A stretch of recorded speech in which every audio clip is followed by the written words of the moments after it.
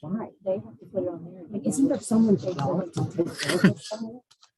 Okay, good evening, everybody. The time is now 5:01. We'll go ahead and call the meeting to order, noting that all members of the council are present.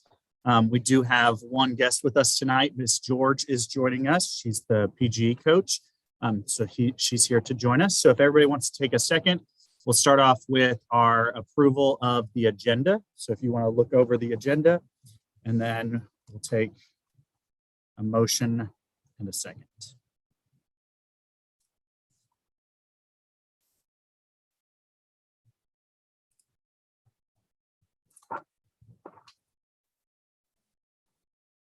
Okay, there's a motion by Ms. Raybold, a second by Ms. Bowers. Any discussion around the agenda? Seeing none, all in favor of approving our agenda for tonight's meeting, please say aye or raise your hand or wiggle. Got to get back into the motion of us being in person. We're excited to be here in person without masks and happy there. So the next item on our agenda is to approve the minutes of the previous meeting. This was our February 15th meeting. So if everybody wants to take a second and review that, it's included in your packet.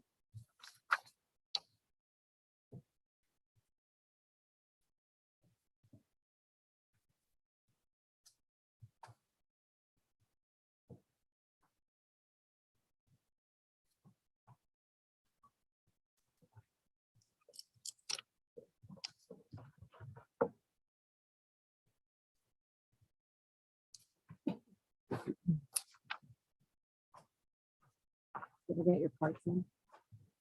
Nope.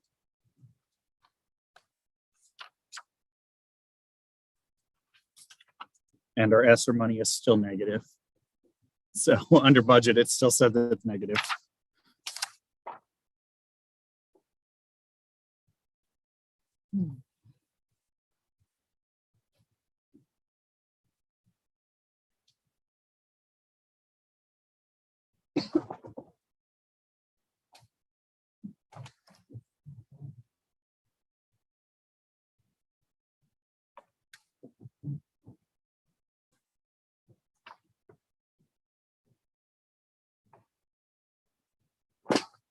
I'll make a motion to approve the minute.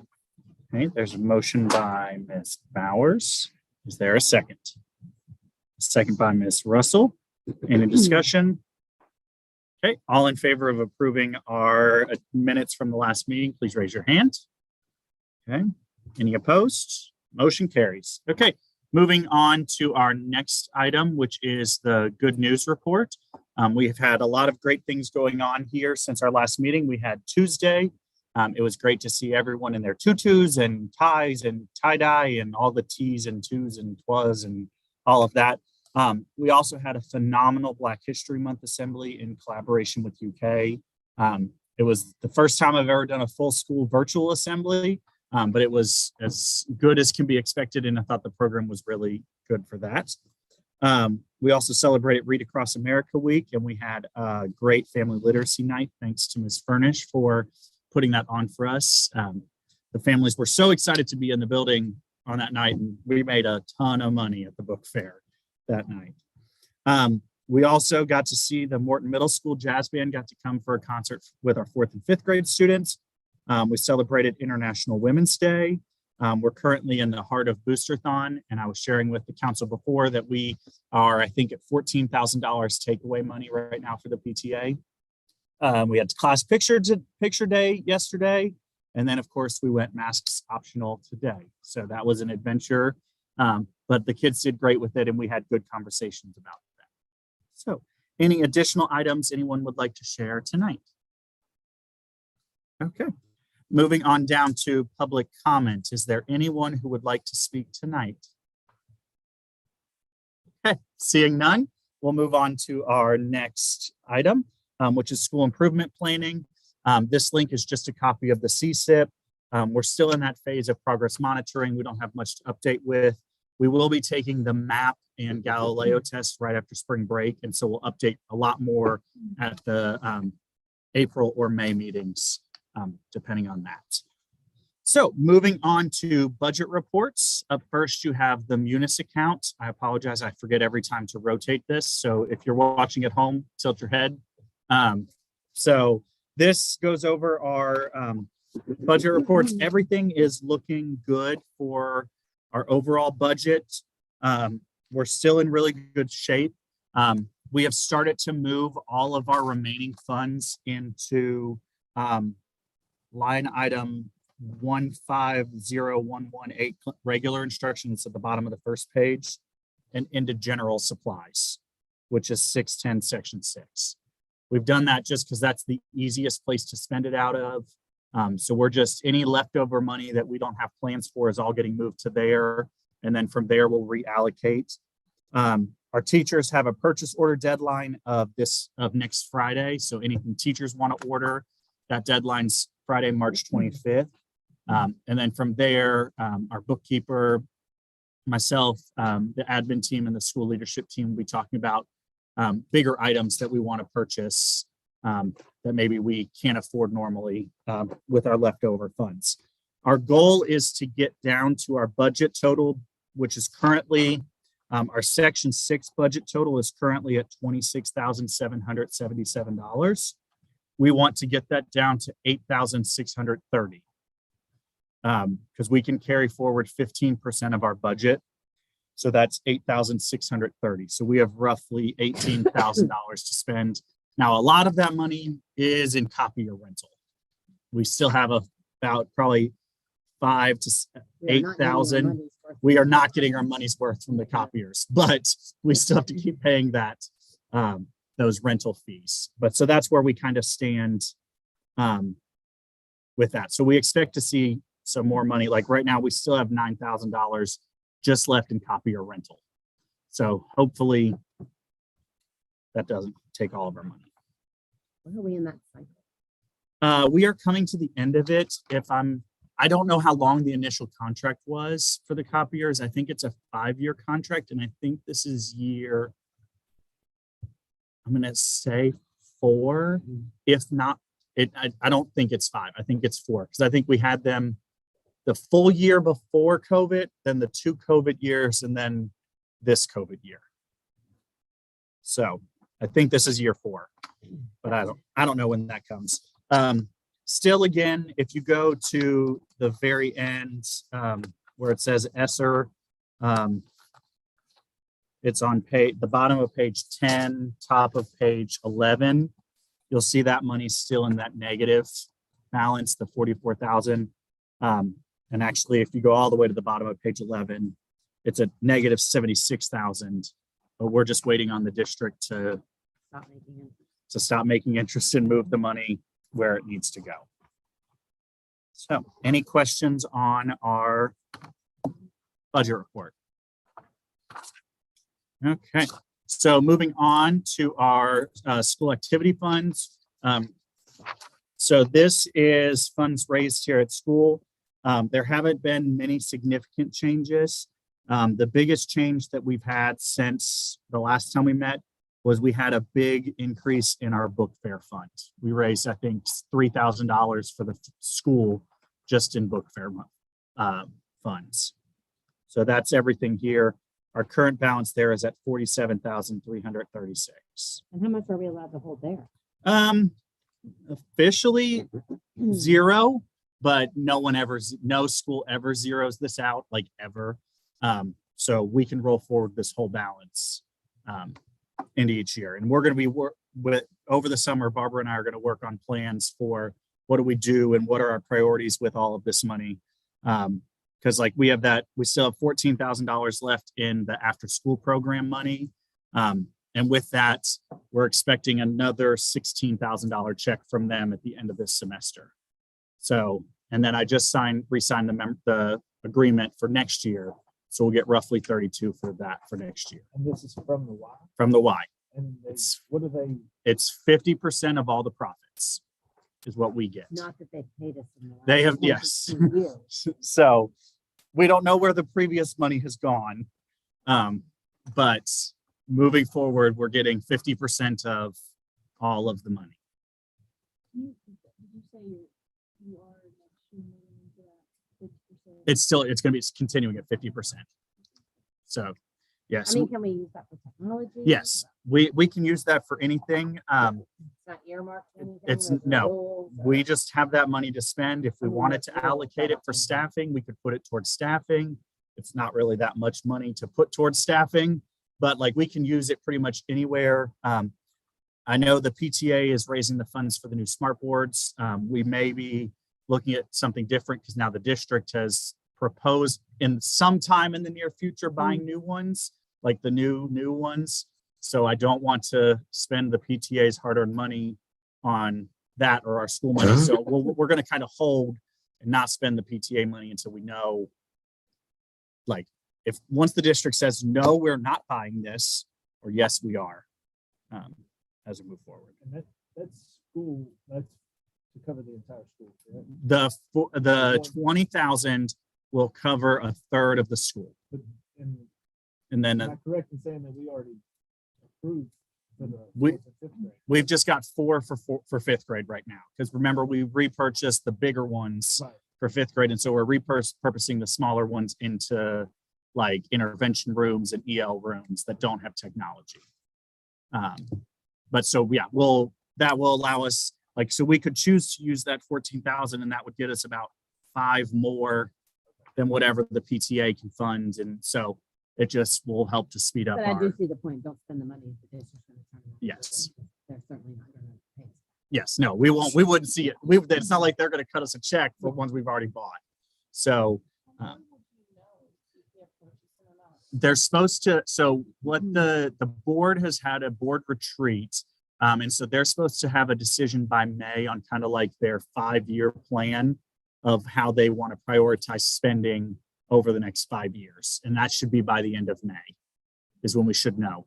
Will they purchase for the entire school then? That's what I don't know. It was one of they gave us a survey and it was one of the 11 items we could list. So it depends on how highly rated it was across the whole district. Now, I don't believe that they're going to be able to buy enough for every single school to be full capacity next year. Like if that was number one, they wouldn't have, there's no way that they have enough money to, because they could barely buy all the Chromebooks that we needed a year ago with all the money we had. Mhm. So assuming it's approved and they're purchasing a percentage for Mhm. the school, would the 20,000 the PTA is making be put toward making sure that even the primary grades? Yeah. have something as well? We could put that towards it, or would look at another, like if we're like, hey, the district's going to end up paying for all of the smart boards, then we'd use that PTA money. We'd have conversation with the PTA around how can we repurpose that money to invest in the school as a whole, whether it's brand new classroom libraries or different furniture or things like that, that we would get creative with all of that. So yeah, so those I are do just think kind if of the new things. Smart boards are just, It is. Yeah, they're dying. Yeah. they're just useless. Primary grades, they're dying. Yes. And first grade, they have the worst Chromebooks Yes. you can imagine. Yes. I was in a classroom today and it was this Chromebook keeps dropping the internet. I'm like, that one's because it's 8 years old. Like it's the oldest ones are the ones Mhm. going the fastest. So we're just kind of in that holding pattern with the district on how are they going to spend their money? Then we can decide. So But the district is responsible for placing the Chromebooks. not the yes, school. school, we are never going to pay a penny again for a Chromebook. Like I will say additionally, like the district is no longer buying desktop computers. So anytime a teacher's computer goes kaput, they are going to either first thing they'll do is replace the hard drive and make you faster. If that still doesn't work, then they will give you a laptop. And so every teacher eventually will have their own laptop. The question that the technology coordinators have raised is, okay, what happens in a classroom when a teacher's out sick suddenly and they have their laptop at home? How does that sub then use any technology within the classroom if we don't have the new smart boards? Because the new smart boards function as their own computer. So that, yeah, it's technology in Fayette County is a big, interesting And the puzzle. Chromebooks are gonna be utilized from here on out. Yes. correct, for the students. Yes. So would it be possible for like, if you like allowed the parents to, I mean, I know it's school, it's district Uh-huh. allocated, but if the parents have the means, could they help like Could it be like, could you allow? Yeah, they don't have the bring your own device Yeah. policy anymore. Well, We don't They even just have the anything. option. You don't have Okay. the option to do it. That's all. not an option. That's what I was. Yeah. basically- And like middle and high school actually charges a Chromebook fee. So parents are paying $50 to $100 to the school annually for their Chromebook rental fee. But it's not on the elementary is not allowed to do it. So they used to have it like you could take your own device to school, like as a high schooler, you could take your own device. That's what I Then was. there were all these issues with the devices and what you were, you know, Connectivity What was anyway, and all actually- that. connected. So anyway, so they made it so like if you're at school, you have, you can't get onto our Wi-Fi, you can't get onto our system unless you're on a school district issued device. But, Now we can, Sure. but the students. And it's also for monitoring sake so that we don't, so a student is, because if you bring your own device, it's blank to the district. They can't see anything other than this device logged in. You don't want them on something. And Uh-huh. they can, then they can hotspot off his phone and they diagnose. They shouldn't. they diagnose Yeah. what they're doing. Yeah. So, Yeah, that makes sense. That was just- so yes, so we're going to hopefully have a spending plan in April to share out at the May meeting of kind of how we're going to start to spend down. Because I don't like to carry this high of a balance. And again, there's a lot of things on here that we don't need to keep the It just funds. seems like you should close out some Yeah. of these items. Like, Miss Stegner was our Mhm. music teacher like 15 years ago. Yeah. Yeah. So, Who's doing the box tops? Is PTA? do that? PTA is still doing that, but it has to come into our funds for that. So, but it's all gone virtual now. It's all gone digital and you just scan receipts and I think you get less money because I always forget to scan my receipt. And so, okay. So, moving on to our next agenda item. We don't have any committee reports. The next thing is just bylaw or policy report and review. I'm not going to lie, I got tired of waiting on committees because we haven't had committee meetings. So I just went ahead and drafted our remaining policies for us just to take a look at tonight. These are all first reads, so I'm going to very briefly go over them. So the first policy you have is our parent and family engagement policy. This policy was on our agenda last month, but if you remember, I asked to table it because on the day that we had our SBDM meeting, that was the day we found out we were losing our Title I funding for next year. So with that, this whole policy was all about Title I and had all the references to Title I and everything we needed to do with all of that. So in here, I've just gone through and stricken any reference to Title I or anything connected with Title I. I'm not going to lie, I'm going to be keeping this policy so that if we ever become Title I again, we could just reinsert the language around Title I so that we're not having to recreate the wheel. So I took out any requirements around the PTA because I feel that it's not the school council's role to tell the PTA what and how to do their job. Because we don't have any authority over the PTA. I took out the statement that these are advertised through the above ways and also on Channel 13 in regards to parent elections, because Channel 13 has gone kaput. It's now Fayette County Media, and you can only find it on like Channel 303 on Spectrum. And so it still exists. So then I struck the entire paragraph relating to Title I because we won't be Title I, so we don't need that. I also struck about anything about the learning compact. As you go to page 3, where it says student assessment results, I removed the phrase including map reading and math test, just in the chance that we lose that. Yes. Can you go back to the Yep. paragraph where it says newsletters, phone calls? Can you Yep. add the virtual conference? Yep. Newsletters, phone we will use in a regular school. I don't know about you guys.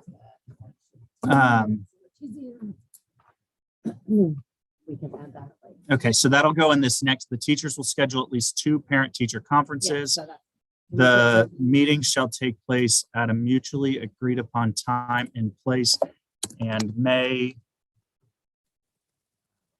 turn on editing on suggesting mode so that it Sorry. tracks my change. Good.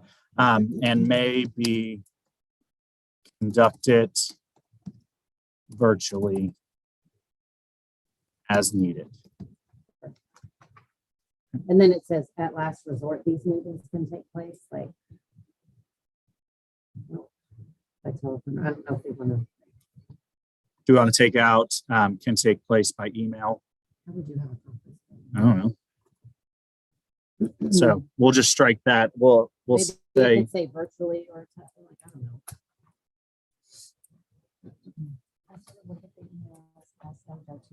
Yeah, so we're kind of using things differently, like. Yeah.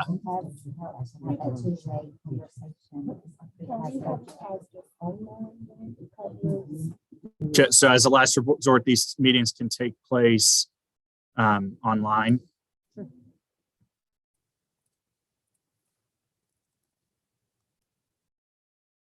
Anyway, we can turn off the suggestions on Dojo to join teacher chat today. Hey, I'm trying to get us teacher chat, but the issue is No, thank you. well, you have to send it to three people to join your school. But here's the kicker. They can't already be involved in Class Dojo. So I went through the entire staff directory and found 3 random people who weren't already connected to Dojo. Like our new custodians got emails last night joining this. So, but yes. So, okay. Yep.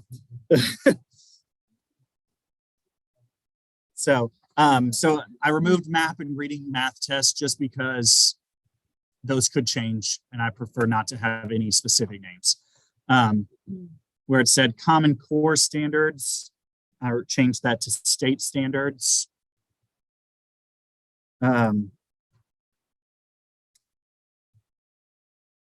I removed this whole paragraph that as part of the homeschool partnership, we recommend that you do all these things.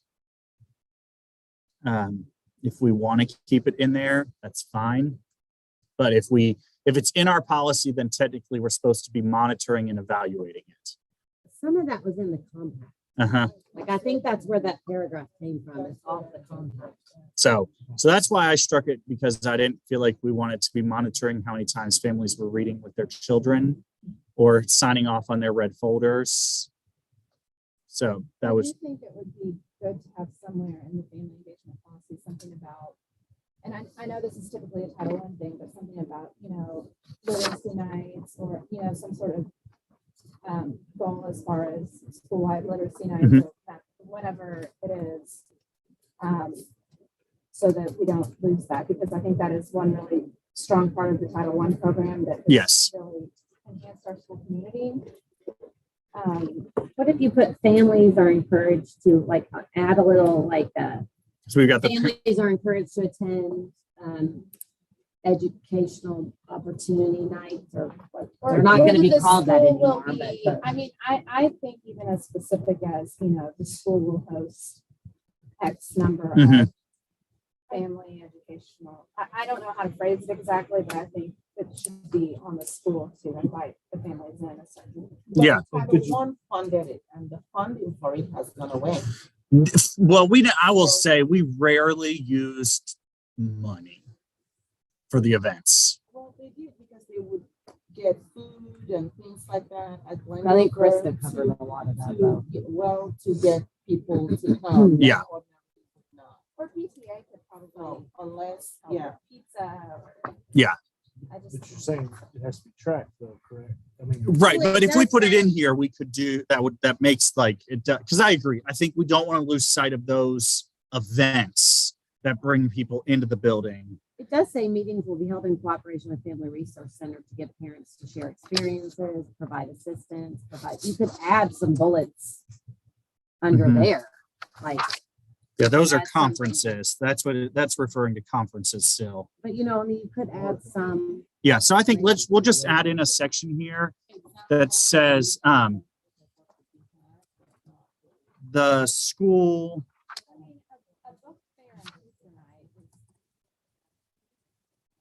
Like, if anything, it makes money for the school with the book fair and the community and not saying, that every year whoever has to have a book fair or, whatever, but I just think it's important that as a school, we commit to. I think that, Community building. I think they, pre-COVID, obviously, but I think there used to be at least something. I know there was music always, the music and art, there was always every grade level got to do something during the year. And so it was almost borderline monthly. Mhm. But it was usually tied into the Title I thing, which. Well, just mainly because we make I it think work we that try way. to make it work that way, but they occurred prior to us being Title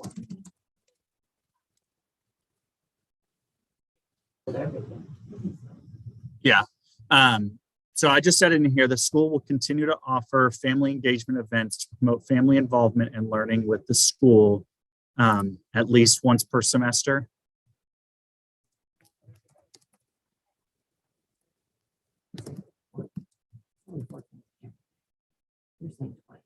Yeah, but this isn't at least. It doesn't mean that we can't go above. So, but because the issue is if we say this and let's say COVID were to ramp back up, then if we're saying a quarter, then we'd have to do 4 virtual. Well, and without Title I rules with your gatherings, there's a lot more you can do. We have a lot more flexibility because there were a lot of rules. Yeah. So you can just be a little more like spaghetti night and games, like pizza and puzzle, that.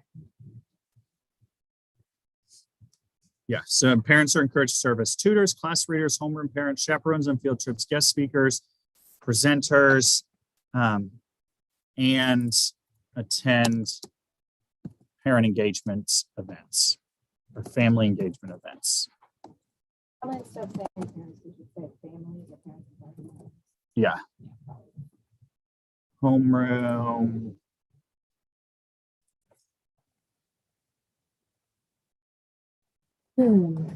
Guardians encouraged. Okay. Probably all throughout. Yeah, I will just do a parent search. So are we okay? Are you guys okay with me going in and just changing all the parents to guardians between now and the next meeting? So I'll reset it out, but And I don't know what the language, like this part about parent electives, I don't know what that, which part? the SBDM, I don't know what the wording is in the law about representatives, is it family? Is it guardian? Which section are you in? If PTA will conduct the election of parent representatives, I don't know. Does it have to be a parent? Yes. Yeah, that has to stay. So Yeah. that's- So I'll go Don't through change and it. I will look through. I just don't want to sit here and try and find every Family single informed. parent. Don't be like my daughter editing. Change all the words. Find all, replace all. Yeah. And then the last thing that I really struck here was I removed the thing about the closing the achievement gap and targeted populations because we don't do that. Anyways, it's all encompassed in this comprehensive school improvement plan. So this will come up for a second reading. So if you guys read it and you have any other revisions, just shoot them to me and I'll happily make We don't them. have to do this parent survey every year, that last paragraph. That's already done. That's going on right now. Oh, So that's I going to didn't know be, if that was the Title I thing. it was the Title I thing, but they've now moved it to a full comprehensive district family survey, which currently Oh, we're at that's the one I know. 17% participation rate right You know now. what the problem is? It's too long. It I is too started long. it and was like, Well, it also, it looks. it's too I long. thought it was spam email at first. Uh-huh. Like when I first got it, I was like, just, click on this link. Uh-huh. I don't know. But then there was one earlier that we got that was ridiculously short. There was 3 questions. It was like, no, yes. And then, So yeah. So if you want a print copy, they're a lot No. easier to fill out on paper, and then we just send those downtown and they enter Oh, those in. okay. So just something. Way too long. Okay. So the next policy here is our committee's policy. This is a brand new policy. We are not required to have this policy unless we're going to have committees. So if we want to have committees, we have to have a policy. So I went ahead and just made one, and we can go through and do that because we couldn't even create an ad hoc committee without a policy. So we could technically, we couldn't interview without a committee, so we have to have committees. So it's so really we're required to have it. But so yeah, fun times. So what this does, this just kind of goes over the different types of committees. I kept our same 3 committees that we have: curriculum, climate, communication. I did make those all reporting to our school leadership team, which then reports to the school council. You can read what each one kind of does. I won't spend a ton of time here. We'll let everybody read through this on their own time. Procedures, our goal is that this will have a minimum of 1 parent per committee, to allow them to participate in that discussion there. And we'll have signups during the first month of school, and then the second month we will start meeting with parents. So if everybody would just review that policy between now and our next meeting. If you have any comments, questions, concerns with it, just let me know. The next one is our writing policy. This is a current policy that we have right now. It is very old. It's not bad. It's not bad. I think what you guys have said is bad is our writing plan, which I can't find and it doesn't exist. So we're just gonna make a new one. But it's not a policy. So the writing policy here, I just removed any reference to a portfolio because we don't do those anymore. And I just changed things like extended response or open response to extended response, because that's what they're called now, because it's totally different. So, and then I removed what teachers are responsible for teaching at the very end. So, yes, we are required by law to have a writing policy. I will say Glendover was one of the early adopters of a writing policy because it did not become law that you had to have a writing policy until 2018. And this was adopted in 2010. Don't you remember how? Oh, yeah. So, And we didn't even need it? That's good to know. yeah. Pretty sure I was not on this committee, but it was ugly. So really all it says is kids will write to learn, write to demonstrate learning, and write to publish. That's all. That's literally all this policy says.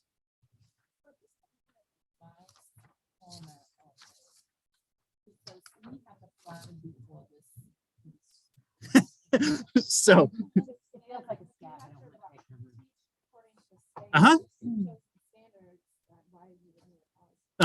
yeah, I agree.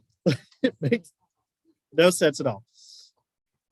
So, okay, and the last item is just the extracurricular programs. This is a required policy. This isn't going to be a new policy, so if you just take time to review it,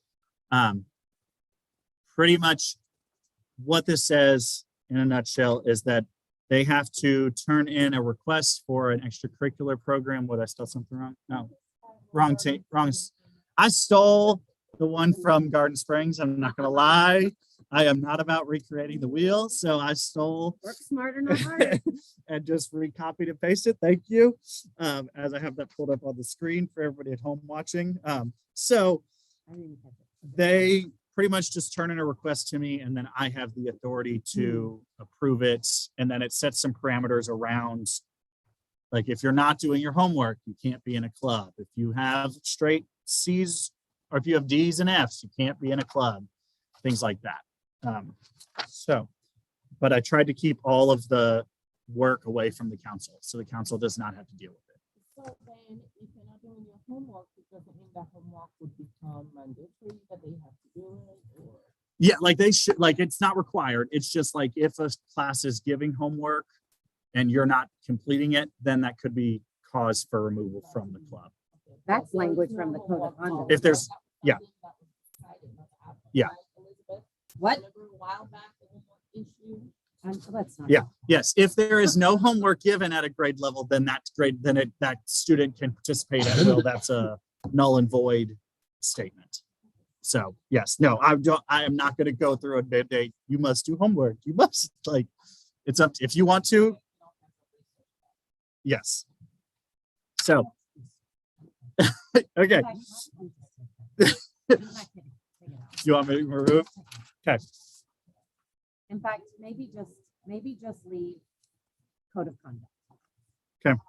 I honestly just take the both of those out You think so? Okay. and just leave code of conduct. Getting rid of the C's and below and homework. It's not worth the fight.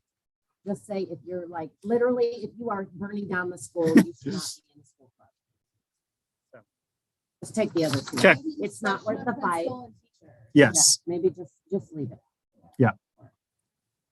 Okay. So if you'll just review those are just, and I will say, this is it. Once we're done with these, we don't have to look at another policy until you decide to rerun for election for next year. And then you get to do it all over again. That'd be yay. So, but at least we reviewed them all because a lot of these had not been looked at or touched in probably 5 years. So, okay. And then, wait a minute, this Yep. last part here, I'm sorry. You just need to take it out. Like this grade stuff. Yep. Just take that out. Okay. But you can leave the behavior. Okay. Just take the grade out. Okay. Sounds good. No one wants to monitor that, just whatever. If you want to join Jeff and your family.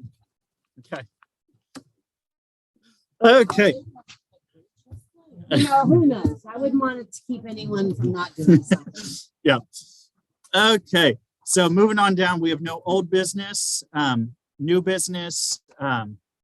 First is just your standard enrollment update. Not going to spend much time here. We are now holding steady. First grade is at 93 students. Second and fifth are at 74. I will say that we enrolled 3 kids in the last 2 days. So we're seeing some movement. And then right after spring break, we always see a bunch of movement.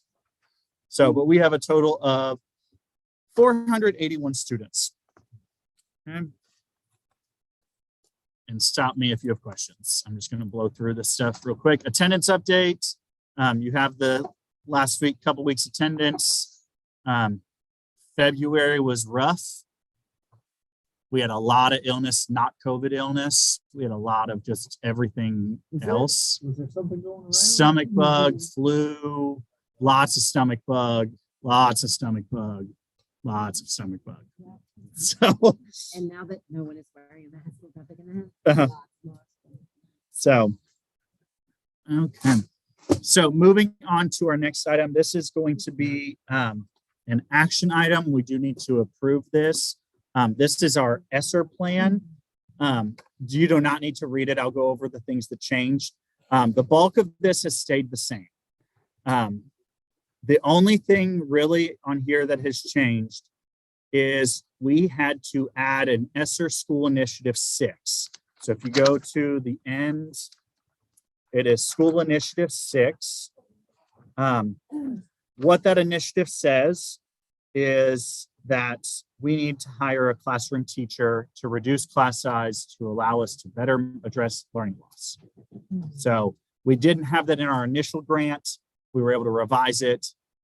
This will come up when we talk about staffing here in a second. But this just allows us to purchase an extra teacher on there. It doesn't limit it to what grade or anything. No, I was very strategic in who it is, or like that it's just a teacher.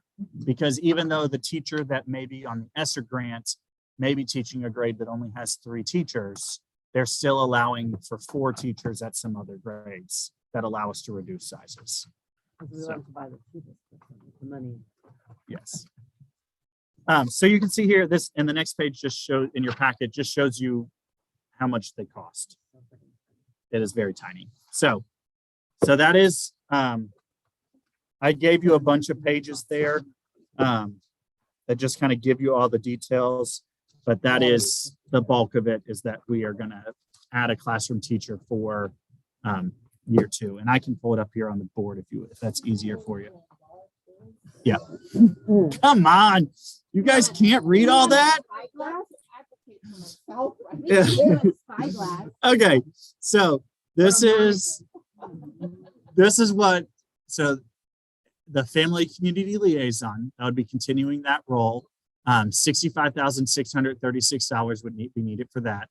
An intervention teacher, one of those costs $79,195.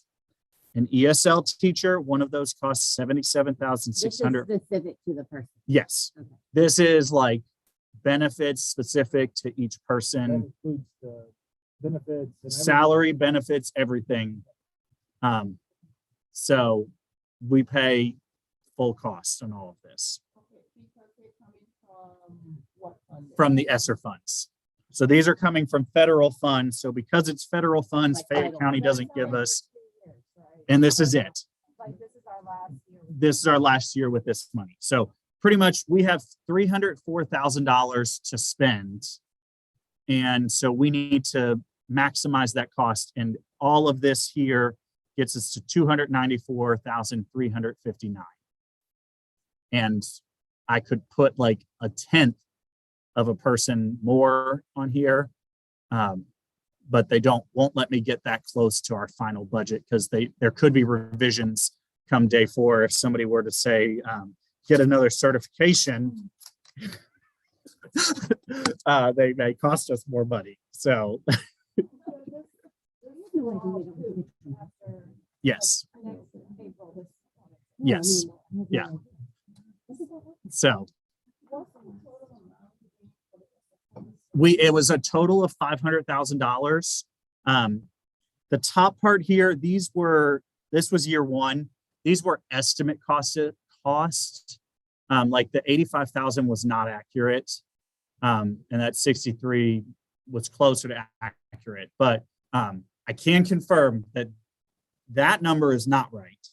This number was about 200,000 when it ended. This number is right. So I know we had $304,000 left on ESSER to fund it all. That's different than what's on this paper. That says, does this one say 292. there were changes? Yes, so I should have printed this one again. But yes, this was the last minute changes that caused me to have to give you a new recommendation paper that we'll talk about here in a second. That total, the 294,359 would be our current amount on ESSER. So we have 2 options. We can either hold on this and do the staffing discussion here in a couple of things and then come back and vote on this and staffing at the same time, or we can vote to approve the ESSER plan now and then talk about staffing later. Okay, sounds good. After I built the agenda and did it all, I was like, we probably should have put them together. But so we'll just kind of put that on hold to down with our staffing. Okay, next thing, instructional school fees. This is just more informational for you guys to let you know. So the district has now decided that they want to put a limit on instructional fees at schools. It'll be going full into effect next year.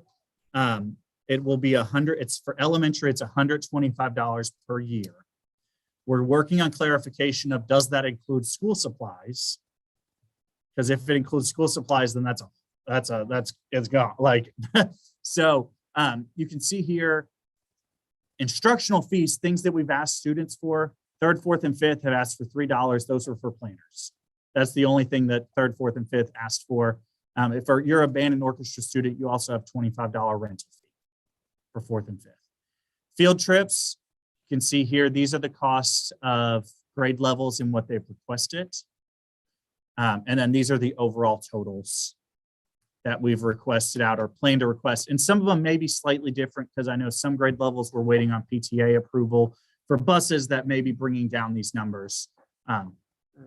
But just kind of sharing that with you guys so you know that we're looking at that. Yep. Is this a total from spring, fall and spring for 1st grade? Yep. Okay. That is as So that of, would be correct because, yeah, that's as of what we have in the packet tonight for requests for field trips coming up. You know, with they the- say this, but no one monitors. Uh-huh. So, and really, I'm When just, a parent says, yo, I'm paying so much money this year, what's going on? Uh-huh. well, but then what happens is many years we've taken our supply list and taken things out.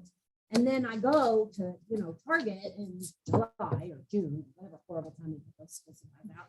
And then you're like, oh my God, like, and then I see other schools ask for all the things that we've taken off and nothing happens. Yeah. So And the goal this is new. This is brand new this year where they're putting this limit on.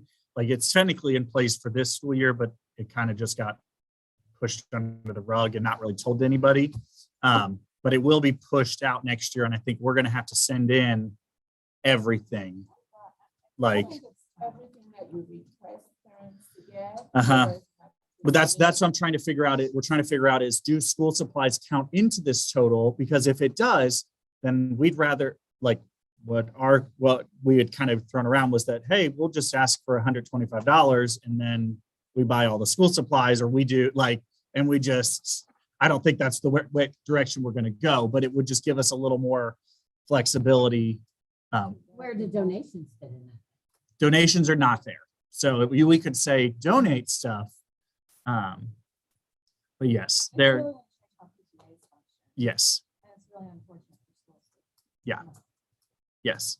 So that's just something coming down. So we're just going to we're trying to get ahead and just start to think about those things as we go What they through. need to consider, like, buses are way more expensive now, Mhm. which makes field trips more expensive. Like when you have someplace like Toledo is like, it's free. No, it's not free. We have to get on the bus. We Yeah. have to get there, and then it just becomes more expensive. So, I mean, I don't know. Yeah. There's a lot more involved than just, here's what we pay, I mean, it just is. Yeah. So, okay. Next on the item is the Section 6 budget. So this is something that we need to approve. So on your printout, you can see the budgets from the last 4 years. You have the 18-19 proposed budget, the 19-20 proposed, the 2021 proposed, the 2021 actual, the 21-22 proposed, the 21-22 actual as of Friday. If it's highlighted, that means it's currently over the budget that we put. And then the last column I, is the 22-23 proposed budget. So this is what we are proposing to the council to adopt. I will say, we are planning to move some things around next school year. Since the last 3 years have been so weird, I don't want to make big changes to this, especially since we have the ability to move funds at any time from one account to another account. So it doesn't really impact us by having something in a line item with all of that. So if everyone wants to take a second to look at that, and then we will need to approve this tonight. And if you have any questions, I will attempt to answer them.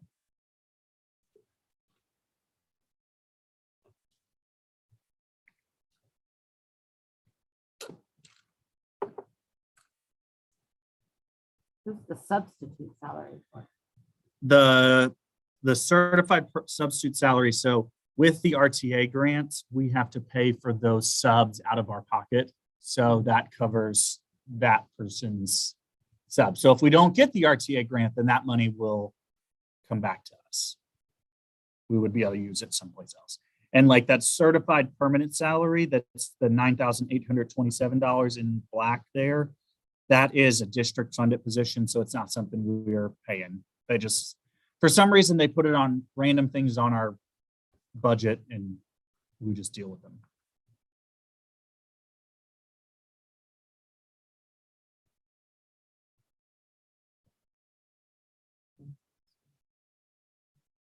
Okay. So again, we can move anything around. So it's just more of a formality. I'll make a motion. Okay, so a motion by Ms. Bowers. Is there a second? Second by Ms. Russell. All in favor of approving our Section 6 budget, please raise your hand. Any opposed? Motion carries. Okay, moving into the fun that is this evening. We're going to go through our staffing and hiring update. The first thing I do want to let everyone on the council know is that we do have a custodial vacancy. Mr. Givens has transferred to a different school. So we do have a custodial vacancy. I will say the good news is that one of our candidates that we interviewed in the previous round has reapplied for the position. So that will allow us to start making those decisions there. And I will say we are one of 14 custodial openings in the district. And so the fact that this woman has applied again is a good sign for us that she wants to be here. So I have a little more hope that we may get somebody in here at this time. So, okay, so next we're going to go through our staffing and hiring update. I'm going to run through some of this as just kind of a refresher. Since we've talked about a lot of this. I sent the council a video going over some of this, but I'm going to just run through the information. So the first slide here is just the potential class sizes. If you remember, we've talked about this before. This first column here is our enrollment. Then we have our cap sizes. Then we have what it would look like if we had 3 teachers at a grade level and what it will look like if we have 4 teachers at a grade level. If it's highlighted in green, that means that they are below cap at that point. So you can see here, kindergarten through 3rd grade all need 4 teachers in order to be below cap. 4th and 5th could do it with 3 teachers. Okay, then comes March 1st. So on March 1st, we got our official allocation from the district. So you can see here in the first column, we have our current, what we currently have in the building. And then March 1st, at March 1st, they will staff us at 95% of our enrollment. So that is where we get a big hit on our staffing. And it really irritates all of us because we have these children. We know they're coming. We know they're here. So it is what it is. Can't go. Just in anticipation of 5% not coming back. Yes, so they believe that 5% will potentially disappear, or they don't trust that it's just to account for 5% goes here, but they never do. And then you get the 4th day of school, we get that money back. So they just want to see us have actual people in the seats. And that is the exact look that we make when the district says it.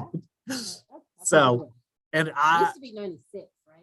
no, it's been 95 for a long time. I will say I foresee us getting many kids back to us now that, especially with the masks being gone, our procedures kind of are going back. I think we're going to start to see more coming back that maybe in a private school setting or a homeschool setting. I think we're going to start getting several families back. Our enrollment has been way down because a lot of the borders have been closed due to COVID. And so we've not had the influx in international students at UK and just different things. So we're starting to see those numbers beginning to increase, but it's just not at the rate that we were at previously. What is the difference between the current budget for 95% staffing and the remaining 5% in terms of amount? It will be, so I'm projecting, like, if we were to run this at 100%, we would get 1 extra certified position and a half of a classified position is what I'm projecting us at day 4 to get. So just half of the classified, yes.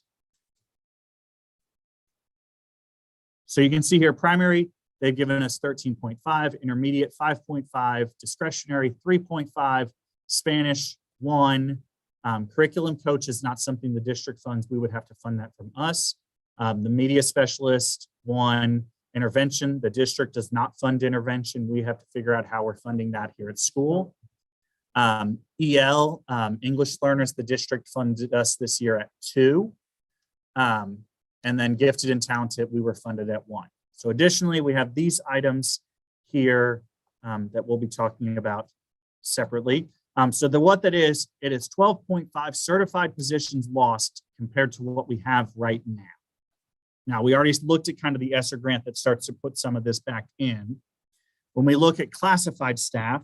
And the minutes reflect that the district mandates intervention yet doesn't fund it. Yes, so noted. Yes, and it's not even the district that mandates it. It's a state law Government. and the federal government that mandates intervention. So So with classified staff, we're allocated 2.5 clerical, 3.5 kindergarten paras, 4.5 primary paras, and 2 instructional paras. In the past, this primary para and the instructional para, we've cashed both of those in for history. So that's, and then additionally, the district does not fund the family community liaison position. That's the FCL. That's funded here at school. So what that means is we roughly gain 6.5 classified staff members, which roughly equals 3.25 certified staff. For special ed staffing, none of these numbers changed. We're still getting the same amount of staffing in our special education department that we had previously. So when we look at our staffing summary, when we talk certified positions, 12.5 lost. Classified positions is 6.5 gained, which is a difference of 3.25 certified positions. If we were to cash in our 3.5 kindergarten paras, that equals 1.75 more certified positions. Okay, that's a lot of weird numbers. So in total, we would be losing 9.25 certified teachers from the district allocation. Classified staff would stay the same, or if we cashed in our early entry paras, that drops to 7.5. So then from here, this is where we get to spend the other money. So we already looked at that ESSER grant. We had $304,000. Our proposal tonight is to spend $294,000 of that to fund. It's funding a classroom teacher, an intervention teacher, an EL teacher, and the family community liaison are the things that 304,000 would fund. This part here below where it says EL teacher, intervention, FCL, that's what it funded last year or this current year. Additionally, we have as a I'm sorry gift from the district for losing Title I funding. They are allocating us $74,000 in ARP funds. The difference between these two is ESSER has to be spent next year. ARP funds is the next 2 school years. So my proposal to the council tonight is that we hold that $74,000 for another year and keep that as a buffer. Because when we're talking losing, if we're going to put all of it there, that's $378,000 we'd lose at the end of next year, or we can switch that to 225. So my personal perspective is I recommend we save that money. And so what you see tonight reflects us saving that money. We also have $13,550 in supplemental duties, and Section 6 carry forward money is $8,630. So that's a total funds of $400,782. If you take out that 74, it's $325,000 to spend. Okay, so this next slide looks at what do we have to have at a bare minimum to function. So what requirements do we have to function as a school? And this is to stay below cap and to meet the needs of our kids. So we need 16 primary teachers. That's 4 at every grade level. We need 6 intermediate teachers. That's 3 at each grade level. We need 2 EL teachers. That's the district allocation. We need 4 special area teachers. Currently, we have 5. We need a minimum of 1 intervention teacher. We need at least 1 GT teacher. And we need 2 clerical positions. So additionally, we have the principal position that we can't touch. This next position is the assistant principal position, which we're going to talk about that here shortly. SPED teachers, SPED paras, Spanish counselor, all of these we can't touch. So things that are missing from here that we currently have, that we're down 2 classroom teachers, 4 EL teachers, 2 interventionists, an FCL, a curriculum coach, a special area teacher, and 4 kindergarten paras, release time and supplemental duties. So lots of things that are not here, but we would use these additional funds and this extra money here to help fund. What specifically, like when you say special area teachers, what special area? So especially that we would have to, if we chose to go that route, the council would have, if we chose to remove a special area teacher, we would have to remove either PE, art, or music. Would be one of the three that we would have to vote. And I can tell you that the school leadership team did not propose doing that. So when we get to what the recommendation is, you will see that they still proposed funding the 5th special area. So yes, that was a very big discussion when we met, and that was one of the big things. So if you look at the next page, we had our staff come up with some priorities of that list of, hey, what's going away, what's missing here.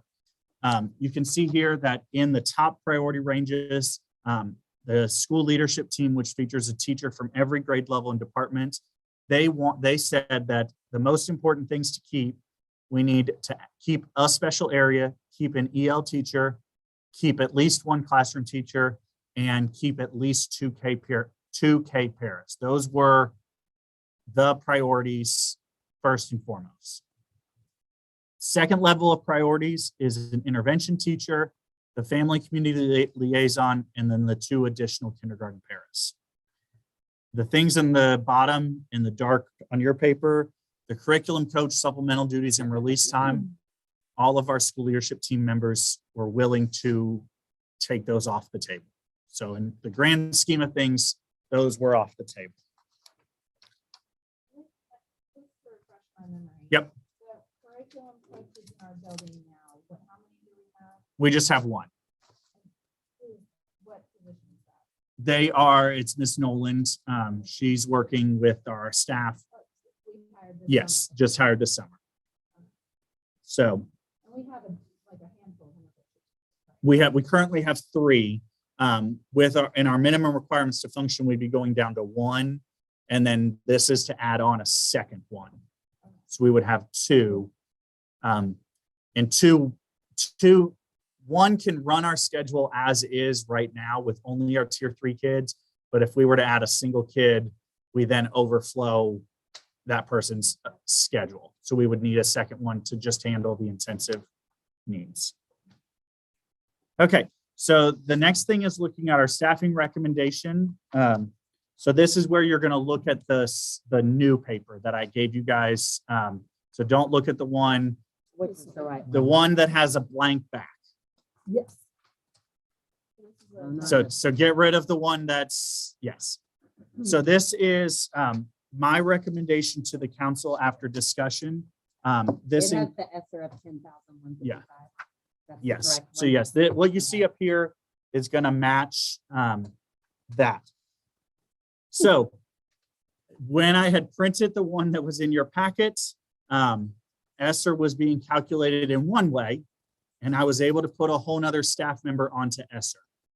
Since that time, they recalculated again, and so I had to pull someone off of ESSER and put them into our workbook.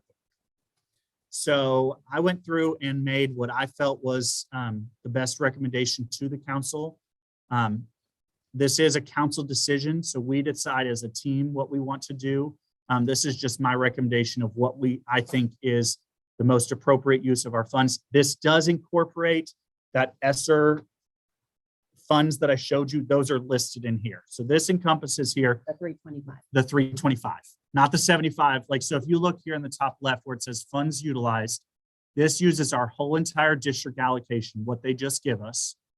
It uses all of the ESSER money except for $10,155. It does not use any of our ESSER ARP money. So that's where we're keeping that $74,088 in the bank for the following year. It uses all of our supplemental duties and uses all of our Section 6 carry forward money. So when I say I've gone as close to the bar as I can, I freaked out the budget and staffing lady at the district today. Like, she was not about to let me go this far, and had to talk her off the ledge. Could you explain what changed with their calculation? I apparently didn't calculate enough fringe. So I didn't calculate enough benefits. So when it's on the ESSER grant, we're required to pay for their salary, all their benefits, all their health insurance, all their retirement, everything. Apparently, I calculated it too low of a percentage. Like, I did it, I think, at 10% or 15%. and they calculated it at closer to 25% to 30%. So that jumped up all of our salaries by a significant amount. So with that, my recommendation to the council tonight is that we choose to have 23 classroom teachers, one of which is paid out of the ESSER grant. That stayed the same from before to now. EL teachers, I'm proposing that we have 4 of those, 2 paid for by the district, 1 paid out of our ESSER, and 1 paid out of the school allocation, out of our pot. I'm proposing that we have 4 special area teachers and the media specialists. So that's 5 total specials. I'm proposing that we have the 1 GT teacher. I'm proposing that we hire 2, that we keep 2 kindergarten paras, but we also make this caveat that we want to hire additional staff as soon as money becomes available. We're also waiting on the RTA grant, which if we get that, that's 0.6 of a certified person, and we should know that by the end of April. If we get that, my proposal to the council would be that we transfer that 0.6 straight into a 1.0 classified staff member, which gets us up to 3 kindergarten paras, hopefully before the summer. I'm proposing that we get 1 family community liaison paid out of ESSER. I'm proposing that we have 2 intervention teachers, 1 paid out of ESSER, and I'm proposing that we have 2 clerical staff members. Are you calculating the RTA in the intervention? Yes. So what would happen is if we were to get the RTA grant, one of those 2 interventionists would become RTA and would do kindergarten through 3rd grade reading. The other interventionist would do 4th and 5th reading and K through 5 math, which would then free up that 0.6 to go towards kindergarten paras. Will that still take care of tier 3? Yes. Or- If we have 2, we can cover our tier 3 services and some tier 2s. For at least the fall, we'd be able to start some tier 2s to get us up and running. The 4 ELL Mhm. that are currently on here as being proposed, are they all going to stay ELL or Yes, not all the funding comes from ELL?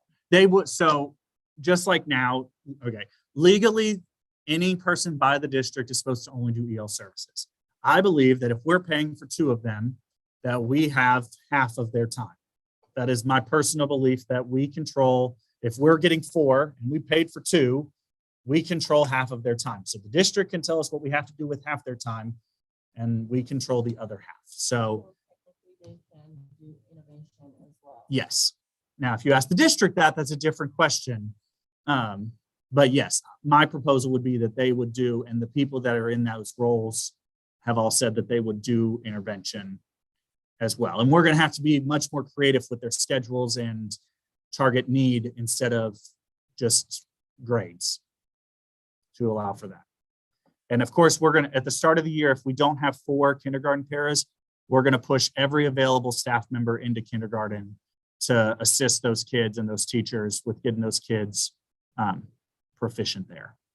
So, and then the last change that comes with this program or with this proposal is the change of the PGE coach title and position to assistant principal. So currently our PGE coach is paid at 199 days. And this, by changing it to an assistant principal, it changes it to a 209-day calendar. So they get 10 additional days worth of pay, extra work. It's the same duties, so it's not like they're going to get dumped upon with all new duties and things like that. It does require us to post the position, have interviews, and look at candidates for that position. And we've discussed that with the person in the current position, and they understand that we're coming. Why does that change? What is that? Why does the person change? What does that change?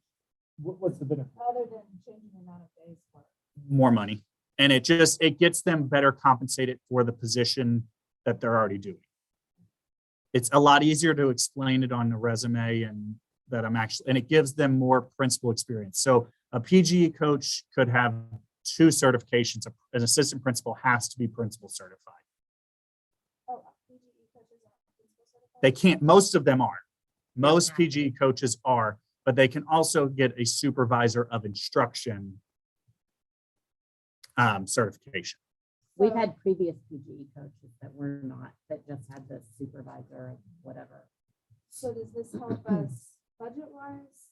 It doesn't change anything for the school for anything. It just gives the position additional days and a different title and more directly matches what that person typically does.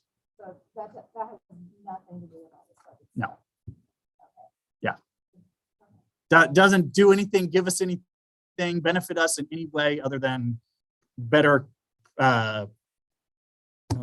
gives the person money, the correct amount of money. So it moves it from 99 calendar days to 199 to 209. So like, So it gives them a better salary, but it doesn't change how much we are putting into that yeah, salary? the district's just giving it to us. I'm just confused, I guess. It just seems like it's just changing the title. It is, Okay. and giving them more days. Don't have to relist the position. Yes, because it's a title change. So. Why wouldn't you do it? I guess if it doesn't affect. And that's like, so the issue with a lot of it is the change, like what a lot of people are very frustrated about is that it's the having to relist and rehire and do the whole process for that position. What would So. be the timeline for that? My goal is if we do that, that I would like to do interviews the week after spring break. Is kind of what I'm thinking. It's going to depend on how quickly the turnaround is. Tomorrow is my exit meeting about staffing. So I will go down, I go on Zoom and I tell them and we confirm everything. And then they hopefully post positions. If they post them Friday, we can interview the week after spring break. Is roughly what is the goal. So that we can get that position filled and things like that. So, yes, it is very frustrating and very weird. The last time this happened was changing from the PSA, the primary staff assistant, to the PGE. And they made you post it, but you did not have to re-interview. But they are now stating that they are going to audit, like how I collect your interview questions. They are going to audit, and we have to send in our interview questions and we actually took notes and wrote down things about people. So it can't be just that stuff. So I will. I'm not trying to change the subject Yep. necessarily, but I was wondering, okay, so if the student numbers change dramatically Mhm. and funding comes in beyond just the 100% of the current Yep.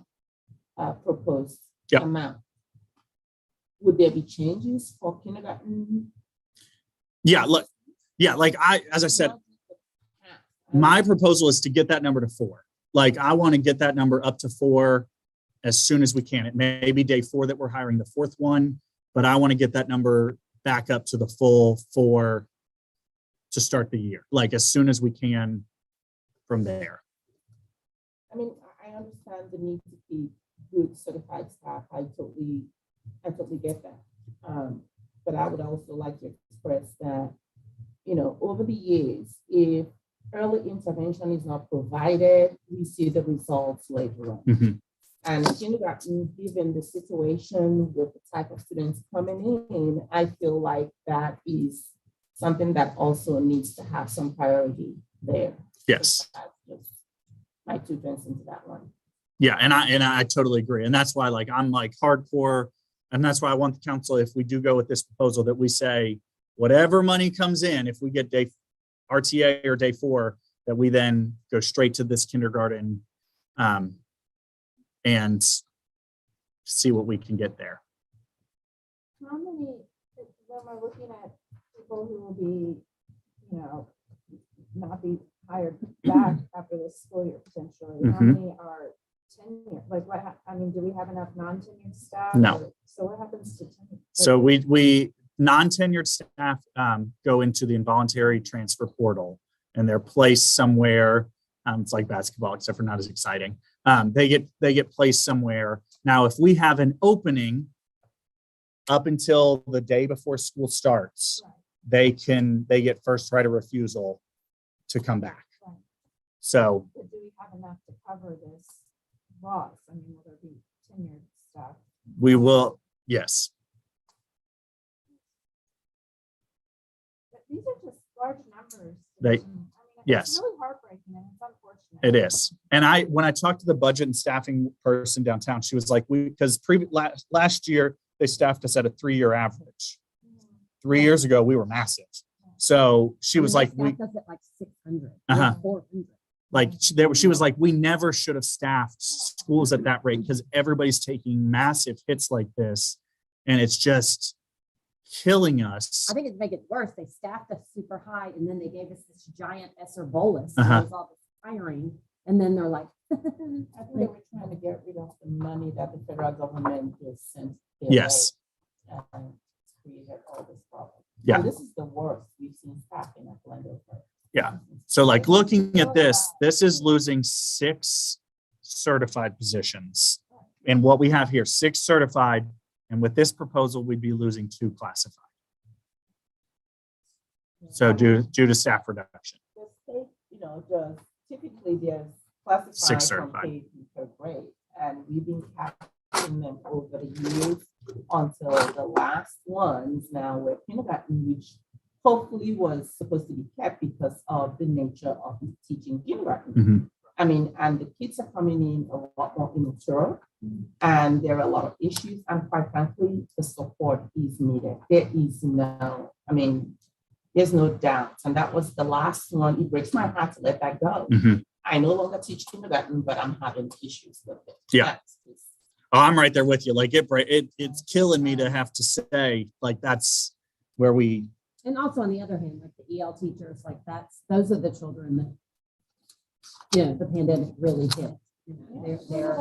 There are children that are struggled the most, showed the most loss, and then they give us 2.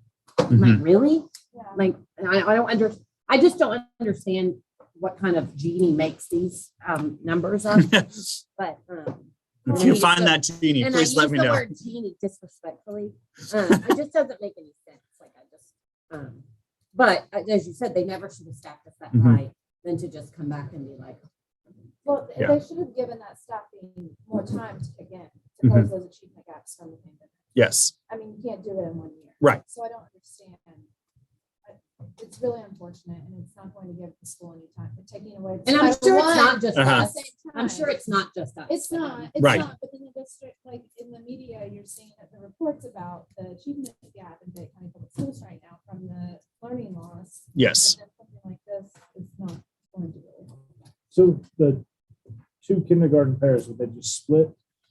Yes. Like, so it'd be like one para for 2 teachers is roughly how it would work. But again, I believe that we will have a 3rd by the summer, as long as the RTA grants, which I'm not getting any indications that that's not coming through. I can't say we got it, but I don't have reason to believe we didn't get it. And the 4 EL teachers, how would they be?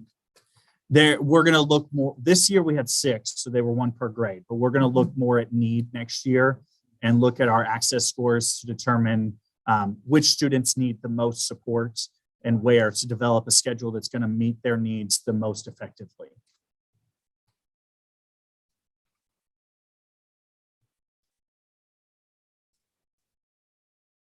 I mean, we've had years. The other thing again, you can never really predict is, these projections, because they can be so skewed. Mhm. I mean, you would have years where, they're projecting numbers that make you think, oh, you're only going to end up with maybe 22 per class, and it skyrockets to 27. And by the time it gets, it's already too late. There's nothing. Right, I would think That would they be can do. expecting more, Well, and that's what they did last year. They expected this massive influx of kids, so they staffed us at our 3-year average, thinking everybody was going to come back now that we came in person, and they didn't. And so the district lost a ton of money this school year, And so now they're going back to that. And so they're afraid to hope for, This is what happens. So will it be They just overstaff, scrambling then they around? understaff, and we never. uh-huh, like day So all 4, we this- would be scrounging after the 4th day of school. Could be scrounging to find people and things like that. That's why I lean more towards let's get our certified staff in place and then hire classified staff, as much as it breaks my heart. Just because it's so, the quality of a certified teacher after day 4, it's just not there at the level that we could get somebody now or things like that. So, because I mean, we even had a really hard time hiring at the end of July last year. Like, and I think the pool is going to be a lot deeper this year because of this. There's going to be a lot more people out there looking, because we are certainly not the only school in this boat. I've heard of many other schools that their principals are sending emails. I've got great staff that I'm losing. If you want them, let me know. Like, and just nobody has the ability. And I guess last year, too, I mean, with the pandemic, there was massive retirement of teachers because they were afraid, and people who had reached retirement left. Mhm. They didn't want to risk their lives because of, Right. yeah. So maybe that created the shortage too Mhm. that we had for a couple of years. So now that things are easing up, hopefully, maybe it wouldn't be that bad. Yeah. So, okay, so if we are okay to approve this is just my recommendation. We'll need a motion and a second to approve this recommendation. If we're comfortable with it, or we can keep discussing, and we can't leave here until we have a decision, because I have to tell the district tomorrow. So, I'll make a motion. okay, so Ms. Bowers has motioned to approve the staffing recommendation. Is there a second?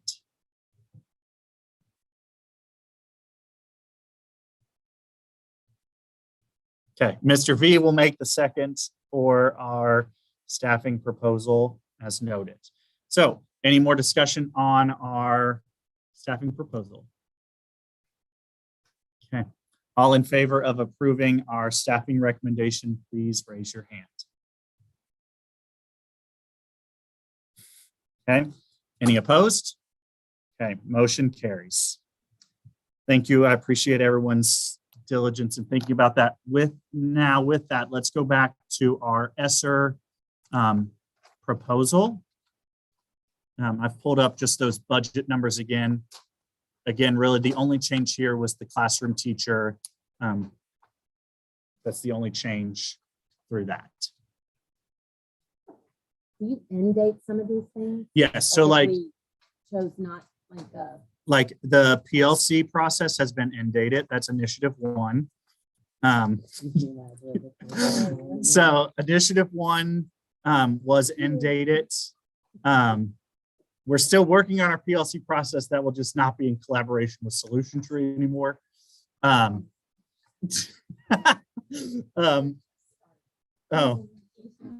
cancel it. And then the other one that changed is the initiative 5, which allocated release time. That is currently out. We'll look at other funds to fund release time. So those were the 2 items that were end dated. Everything else is continuing, and then the classroom teacher is beginning.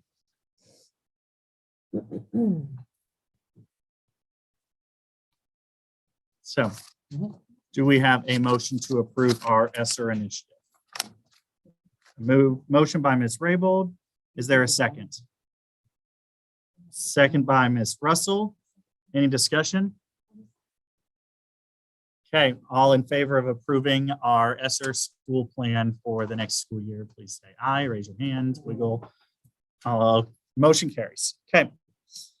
So last few things that we have on here. The next document here in your packet just shows you what the field trips are. This is just all the field trips that have been requested so far, including the ones that are upcoming that we're going to talk about here in a second. So you should have a page that just says Glendover field trips. I will say We'll also confess that we went to the children's theater. No, did I not put that on there? You did. That's right. LCT. So I'll get that money in there. So the fourth grade just spending more money. So kindergarten currently doesn't have a field trip plan, but they're working on something. They also had the pumpkin patch school that came. So did first grade. You can see there's 2 for first and second. Third grade's actively working on scheduling a field trip.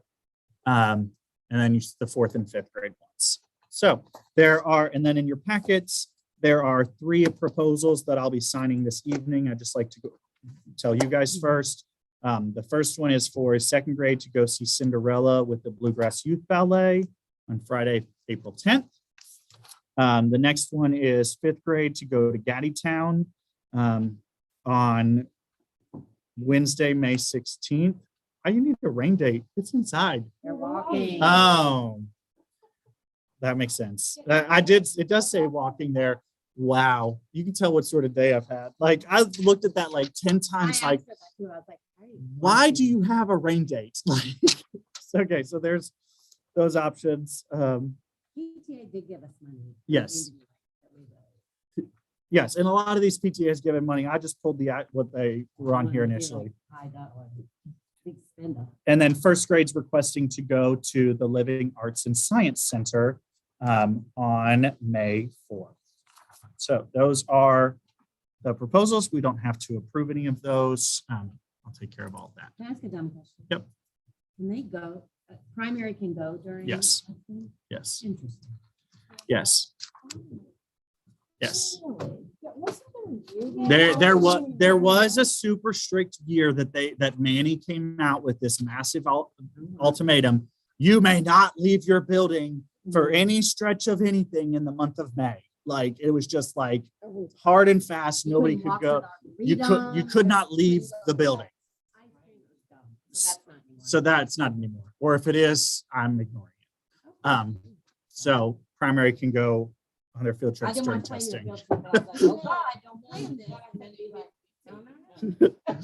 So, okay. Any other agenda items we need to discuss tonight? Okay. So that brings us to adjournment. Do we have a motion to adjourn? Oh my God. Motion by Mr. Clark. Is there a second? A second by Ms. Russell. I mean, we can keep sitting here. All in favor of adjourning our meeting tonight, please raise your hand. Okay, motion carries. We are adjourned at 6:29. Helen, stop talking. So thank you to